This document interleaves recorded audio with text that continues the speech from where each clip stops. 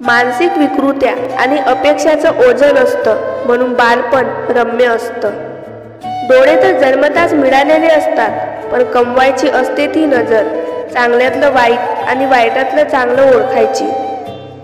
आनंदातून उमललेलं हास्य सुंदर असतंच, परंतु दुःख आणि परिस्थितीला सामोरे जाताना आणि झगडताना नकळत खुललेलं स्मित म्हणजे केवळ अप्रतिम सौंदर्य।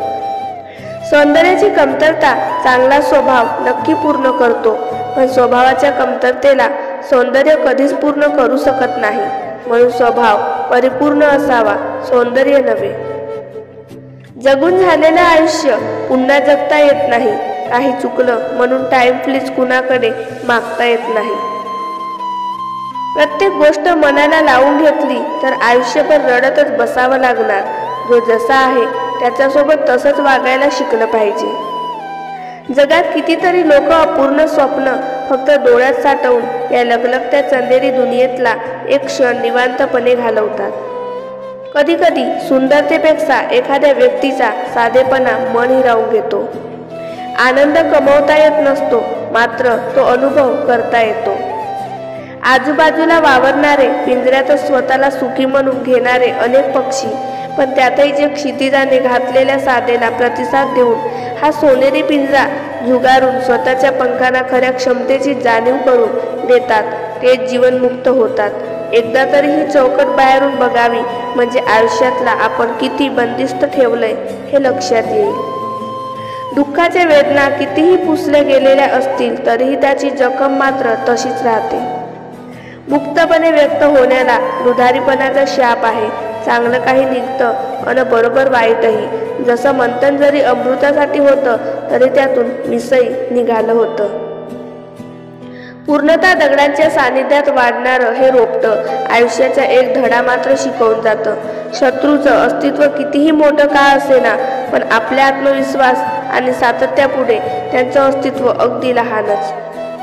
फुलत्या निखाऱ्यावर चालणाऱ्या पायांना भाजण्याची भीती नसते।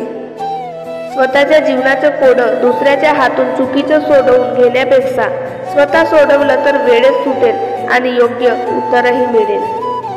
आयुष्याच्या प्रवासात अनुभवलेल्या गरिबीला सोबत घेतलं तर आभाळा एवढी उंची गाठण्याचा प्रवास हा सोपा जात असतो। चोख कर्तव्य बजावणाऱ्या माणसांचा आनंदही स्वावलंबी असतो।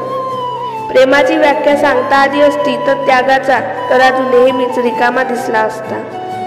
कागदाच्या होड्या करण्याचं एक वय, कागदाच्या होडीसारखं होणारं एक आयुष्य, बदललेल्या प्रवाहासोबत स्वतःचं अस्तित्व टिकवण्याची धडपड, दोघांची सारखीच। यशस्वी आयुष्यापेक्षा समाधानी आयुष्य केव्हाही चांगलं, कारण यशाची व्याख्या लोक ठरवतात आणि समाधानाची व्याख्या आपण स्वतः सिद्ध करतो। सौंदर्य हे वस्तूच नसते, तर पाहणाऱ्याच्या दृष्टीत असते। हृदयाला आवडेल त्याच्यावर प्रेम करा, डोळ्यांना काय सगळे छान दिसतं। कुणाच्या आयुष्यात जायचं असेल तर आनंद घेऊन जा, दुःख तर त्यांच्या जवळ पहिल्यापासूनच असतं। प्रामाणिकपणा हे दुसऱ्याला दिलेलं वचन नसून स्वतःला घातलेला एक स्थिर नियम आहे। ओसाड माळरानावर जेव्हा गुलमोहर एकटाच फुलतो, बहरतो, त्याला बघून तेव्हा कळतं की बहरण्यासाठी परिस्थिती नाही तर मनस्थिती भक्कम असावी लागते। बोलणं बंद केल्याने कोणाला विसरता येत नाही। प्रेम करणाऱ्या, हृदयात असणाऱ्या जिवलग व्यक्तीला आपण जगापासून लपवू शकतो, पण मनात येणाऱ्या आठवणीपासून नाही। चेहरा आणि पैसा पाहून आपल्या मैत्री किंवा नातं करायला आवडत नाही। आम्हाला फक्त माणसे महत्त्वाची आहे, ती पण तुमच्यासारखी। जी माणसं दुसऱ्याच्या चेहऱ्यावर आनंद निर्माण करण्याची क्षमता ठेवतात, ईश्वर त्यांच्या चेहऱ्यावरचा आनंद कधीच कमी होऊ देत नाही। एक सुंदर व्यक्ती म्हणून जगण्यापेक्षा एक सुंदर व्यक्तिमत्व म्हणून जगा, कारण शरीराची सुंदरता कधी ना कधी संपते, पण सुंदर व्यक्तिमत्व मात्र सदैव जिवंत राहते। कधी कधी माणसाला त्याचा प्रामाणिकपणा आणि साधा स्वभाव खूप महागात पडतो। काल पण, आज पण, उद्या पण जे निरंतर आपल्यामध्ये जिवंत असतं ते बालपण। थेंब कितीही लहान असला तरी त्यांच्या अथांग सागरात तरंग निर्माण करण्याची क्षमता असते। त्यामुळे स्वतःला कधीही लहान समजू नका। दिलेलं घेतलेलं एक वेळ विसरता येतं, पण मनाला लागलेलं शब्द माणूस कधीच विसरत नाही।